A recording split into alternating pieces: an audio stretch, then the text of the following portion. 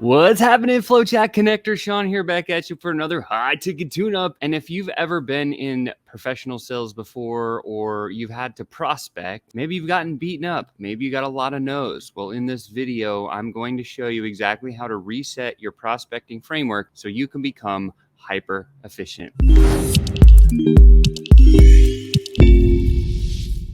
What's up, FlowChat Connector? Sean here back at you with another high-ticket tune-up. Please make sure and smash that like button. Feed the algorithm gods. Look, more people need to know this information, especially if you're in B2B sales or any type of business generation, lead generation system. So with that, today we're going to dive right into it. Check it out. We're going to talk about resetting your framework to become, your prospecting framework to become hyper-efficient, right? And so the question came in actually from Paul. Paul asked this. He says, Sean, prospecting drains me emotionally, or I get bored of doing it. Suggestions. Well, first of all, let's talk about the problem, because this is a big ass problem, right? Like, most entrepreneurs don't prospect. Why? Two reasons. What Paul said here is totally correct. The first one is you get a bunch of no's and you get all this pressure of like rejection, and it sucks and it hurts and it's frustrating. Yes. Cold calling can be frustrating. There's no doubt about it. I am not going to lie. I've been beat down so many different times. But the mindset I had around this was literally I needed to know, like, hey, this is the shitty stuff that gets me to the good stuff, right? So it's the stuff you have to do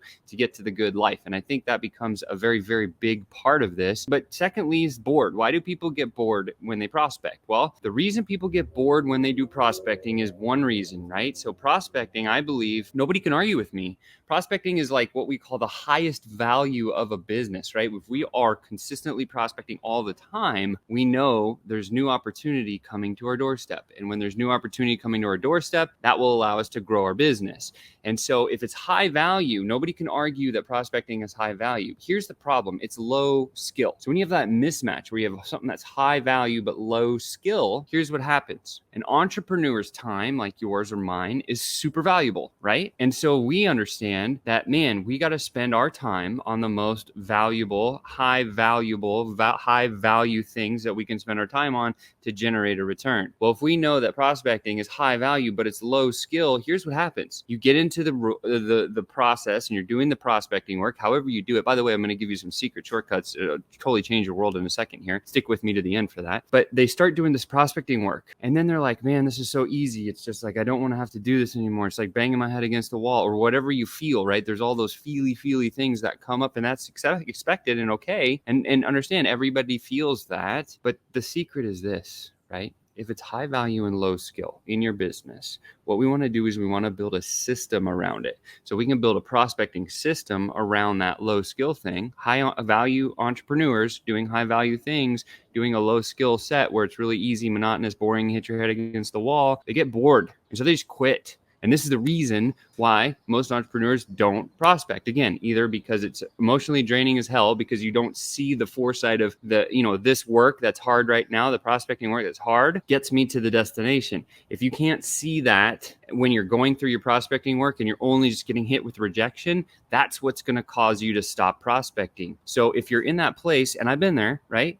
And lots of people I worked with and coached, hundreds, thousands of people I've coached now have been there. And so it's just understanding, like, hey, you got to see further, right? So here's how to make your prospecting hyper efficient and resetting the framework. So the first thing is this, right? So we want to change our process from what we're doing. We want to use what we call the search and rescue technique. Now, the search and rescue technique is so simple. Think about a Coast Guard. Okay.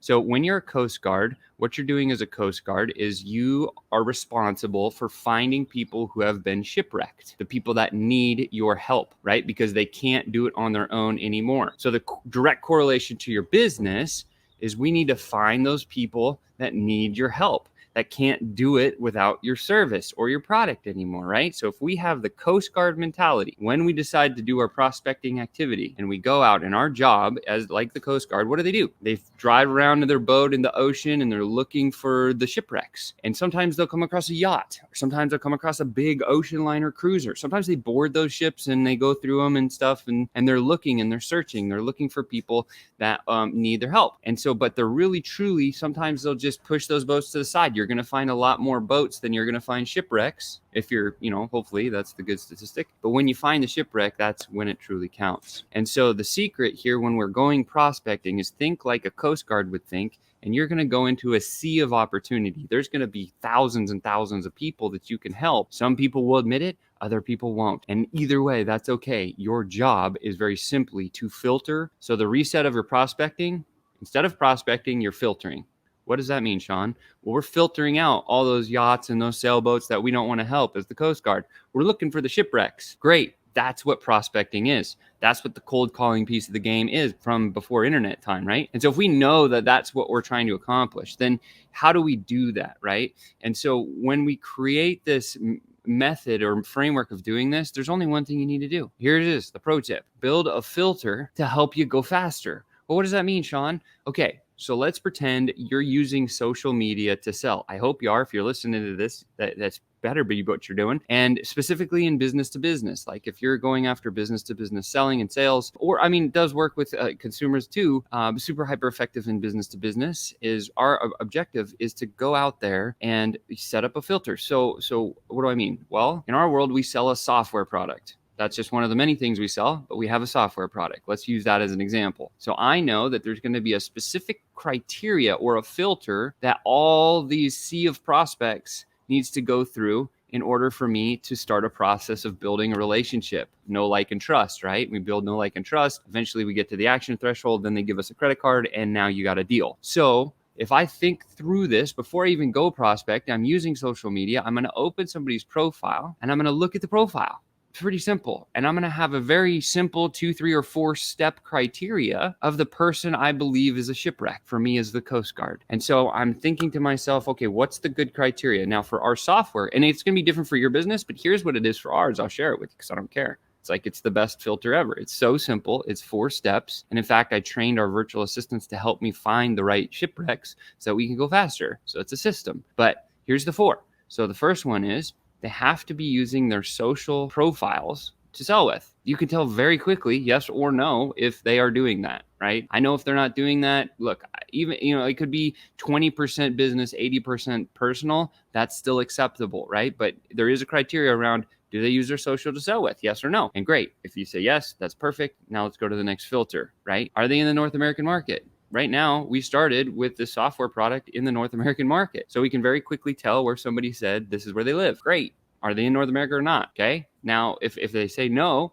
that's a yacht or that's a big sailboat. That's not my prospect. Number 3, have they been in business for about a year? Typically, the people that I work with or look for have, like you can click and look at their business and see when it was opened, right? Have they been in business for a year? The reason I have this as my selection criteria is very simple. I know that if somebody has made it past the year mark, there's some weird statistic out there. It's like 70% of businesses fail in their first year, whatever the numbers. Don't quote me on that. But there's a lot. But if you've made it past year 1, guess what that tells me? That you have a proven product and a proven path. And now we just can put in systems that can truly blow up business, right? And if we talk about the buckets of business, we've got lead gen, we've got lead nurture, we got conversion, we got fulfillment, delivery, and then we got a retention and resell. So if I know that a business has been around for a year, I can go in and have a really detailed conversation about any one of those 5 buckets, and I can determine quickly if they are truly shipwrecked or not, right? Because we're looking for leading indicators. We're filtering. So this is in the prospecting section. So again, that's just my 3rd criteria, right?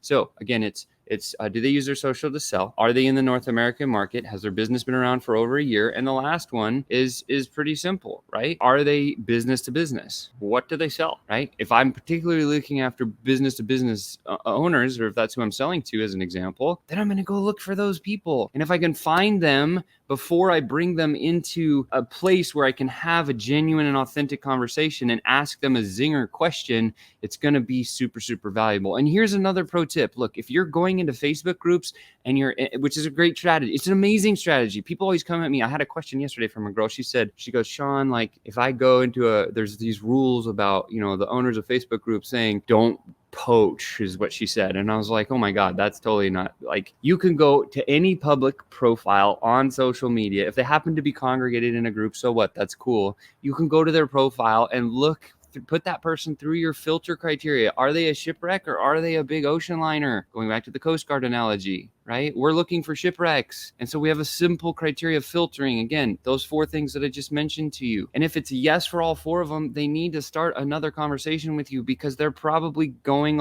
on it on their own and they need your help. And this is where prospecting becomes so valuable, and it becomes fast, and you can actually remove the emotion out of it, because if you can pull emotion out of your prospecting, you're going to go faster. You're going to have bigger results, period. That's just end of story. That's how it works. And so, yeah, so Esther, hey, Esther, good to see you. She says, why business to business exclusively? For us, the tool that we serve just has great effect. We look at the statistics, right? So we always look at numbers and statistics. We have a lot of people that sell business to consumer, right? So consumables. But again, the core, the people that seem to do the best with us are business to business. That's what it is, right? And that's just for one particular thing that we offer. So we sell to everybody, but regardless, the more focused you can be, the more niche down you can be, the better, right? So you could have a filtering criteria, say, example, let's say you're in the health space. Okay. And you sell some sort of a health product. Well, then you could say your filtering criteria could be somebody that likes specific skincare brands, right? So that's interesting.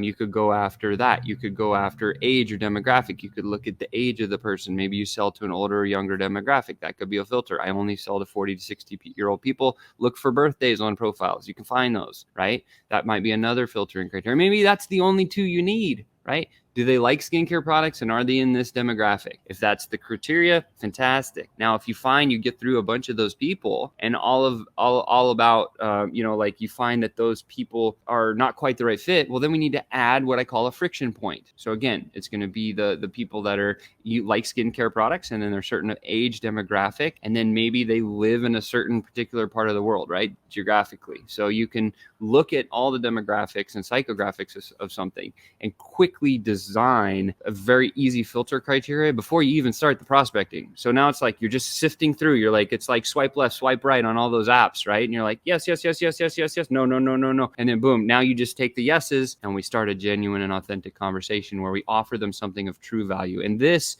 is the secret to resetting the prospecting framework, because when you have that type of framework in your world, everything wins, right? And Esther says, what about health appointments? I'm not quite sure what you mean there. If you're talking about booking appointments with opportunity, well, that's a great question, Esther, because what happens is this, right? Once they've gone, this is the pre-filtering part of your conversation. Say you go to a healthcare group, right?